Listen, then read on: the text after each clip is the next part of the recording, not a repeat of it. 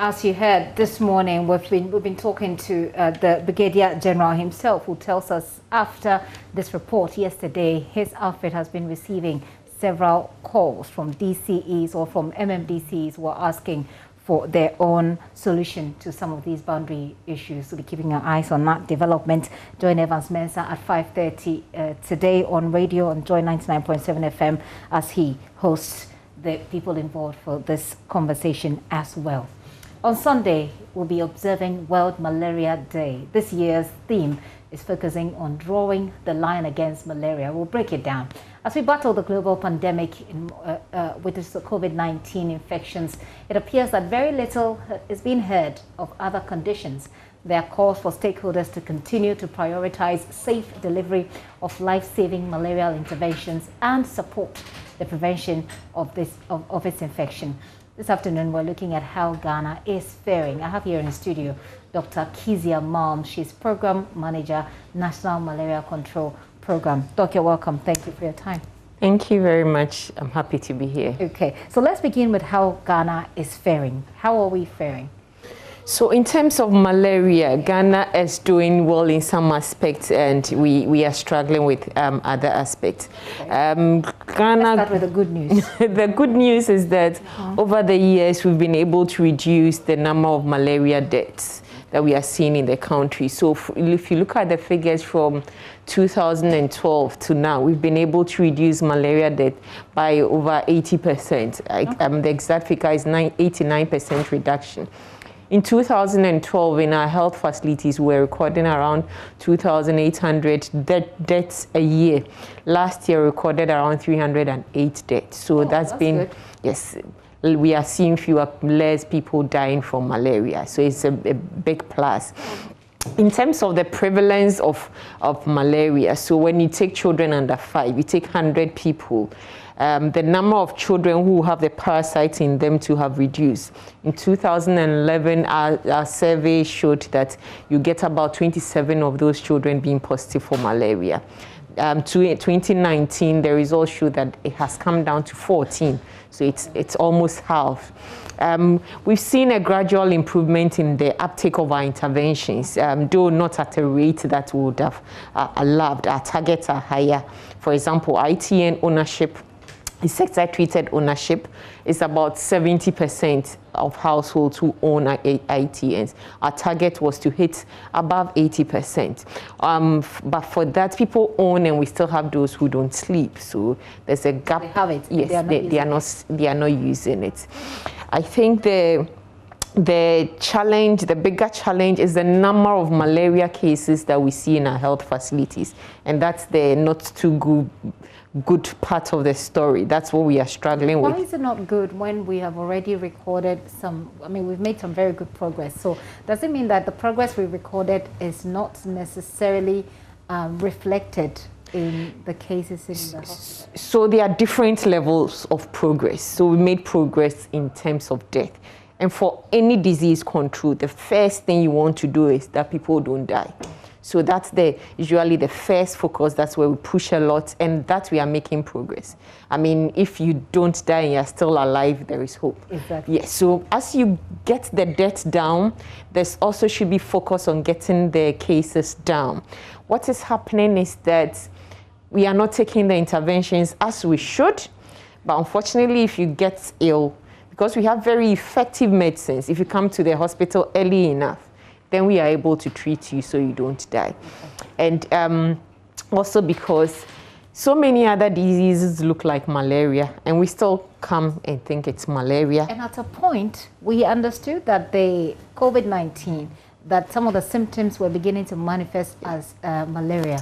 Maybe we can talk about that when you are done with your submission, so that we look at how that may have affected, the interventions that we put in so far. So do make the point you were making earlier. Yes, I think I lost it. I'm sorry, but I think that you were talking us through the successes, yes, and then the challenges. And I think you were done with the successes, and then the challenge. Yes. Us through so the challenge is that we are still seeing very high numbers in our health facilities. Last year, for instance, even in the face of COVID, where people feared coming to their health facilities, our suspected malaria cases were around 10 million. Of that, we confirmed about 5 million plus. So those are very high numbers of disease. And this disease will take you away from work. Generally, you will lose about 9 days due to malaria. Not just because you wouldn't come to work, but you come to work and you are not that productive. Yes. Caretakers are losing work. We are losing to the economy. It's costing us about 6% of GDP in the sub-Saharan Africa. Reduction in our GDP. So it is a challenge when it comes to the disease load. And that's something that we are hoping to work with everybody to bring down. Okay. I think the link that you made with the symptoms that people were showing up with, which made me bring in the COVID-19, was that people were recording other diseases that looked like malaria. Help us understand the challenge there when people are recording diseases that are not malaria but look like malaria. So you know malaria symptoms, we say usually they are non-specific because you have a headache, you have a fever, you don't feel well. When you have any of the viral infections, you also have those symptoms. So it's non-specific. It's not like this is a symptom that when you see it's really malaria. So people come, and most of the time we have quite a number of viral infections, even including COVID. You realize that one of the things we do very well is to check if somebody has a fever at the various points. It doesn't necessarily mean it's COVID. It could be malaria. It could be a common cold that is starting. It could even be an ear infection, a urinary tract infection that is starting. So people confuse that. That is why we try to promote and say that if you have any symptoms, you feel unwell, please be sure it is tested and confirmed to be malaria. Because the sad part about it is, it may not be malaria, but you may miss the other diseases, and we'll get to know that one at a very late stage, and then you get complications or sometimes even die. We usually see that, especially with meningitis, when we have an outbreak and it's starting, people often treat as malaria until they've treated malaria, and the person is not getting still not well. Yes. Interesting. I mean, I don't know how badly has COVID-19 affected our focus on dealing with malaria and putting in place the necessary interventions that would have helped us reduce the 5 million of cases that we recorded? Yes, so malaria control program is part of the Ghana Health Service. So Dr. Patrick Abuaji is the head of it. And you realize that as a service, even though COVID came, it was challenging in the beginning, but we tried as much as possible to make sure that there is continuity of service for other interventions. So in the beginning, we couldn't undertake an intervention like distributing nets to schools because schools had closed. But as soon as the schools reopened and brought in JSS, we modified our strategy and still went in. So we had to do some modifications. We struggled in the beginning because you have health workers being sick and even being called to help with COVID, even though your core duty may be malaria. But eventually we found our feet.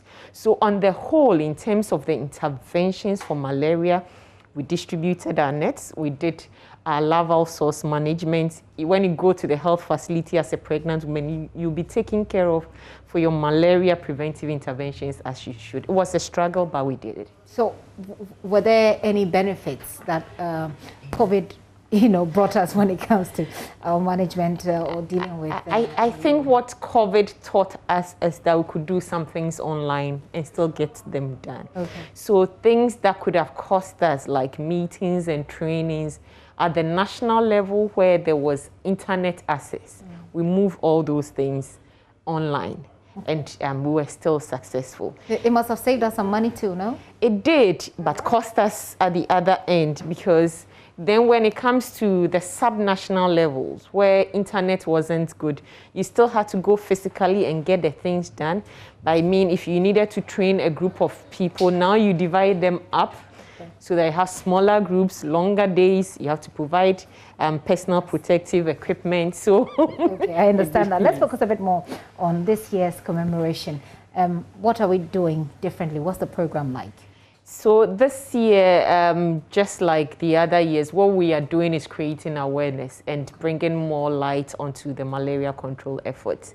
Because of COVID, we are unable to do the big debates and things like that we used to do in the past. So we are organizing more of webinars and symposia, and then press briefings. Okay. So that's what we'll be doing. Have these programs proved effective over the period?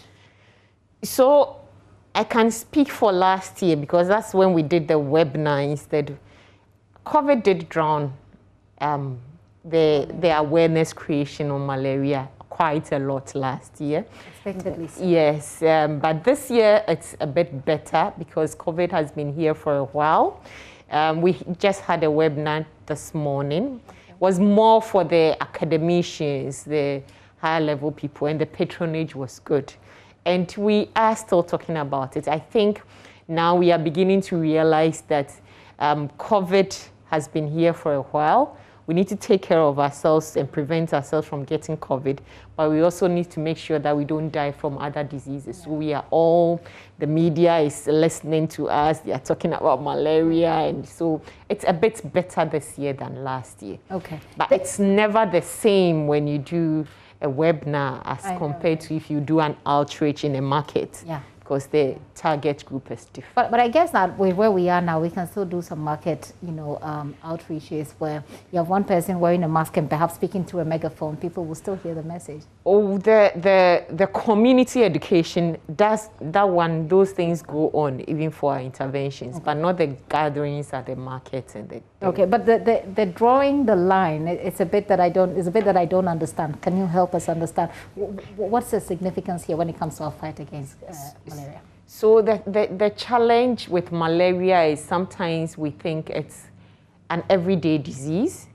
So it's normal. What we are trying to tell people that it's enough. It's time for us to say that we are drawing the line against malaria. We are no more going to let malaria continue to trouble us. We do what we have to do in terms of preventing malaria, and if we are sick, we take the right medication, we get tested. So we draw the line and we fight. It's like you're going to war. Okay. So you've drawn the line and say no more malaria, and we all actually not just say it, but mean it in what we do. Is this translated into any other language? Because drawing the line, I don't know how the people who come from my grandmother's village, for example, will understand. I mean, I saw drawing the line and I didn't understand. And I say I'm a journalist and I didn't understand, of course. So how do we make sure that the messaging actually gets to the people? So I guess you've given me another idea. I'll bring an invoice. I will bring. Yes, we didn't have it translated, okay, but it's something we can easily do. I think we definitely should, because like I said, I saw it and I read it, but I didn't understand. But I have you, fortunately, to break it down for me. But then for the people down there who we are trying to target with this, they wouldn't understand. Yes. Okay. So what message does the malaria control program has for Ghanaians on this day as we look forward to Sunday for the commemoration? So what we are saying is that malaria can kill, but it is a preventable and treatable disease. Please use your preventive intervention, sleep in an ITN. Pregnant women get your intermittent preventive treatment. If you're in an area we are doing indoor residual spraying or killing the mosquito babies like the larval source, please be supportive and accept. And if you happen to feel unwell, get tested and treated so that we can get rid of malaria. Okay. And draw that line. So how do we say draw the line in Chi?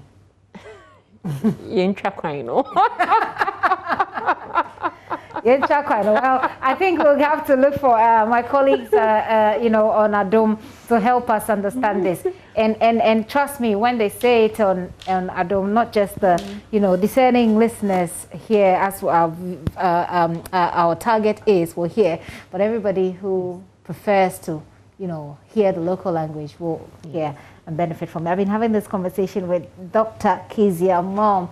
She's manager for the malaria control program. Very insightful conversations we've had here. So COVID is here, yes, but malaria can also kill. So let's protect ourselves from it. Thank you very much for coming. Thank you for having me.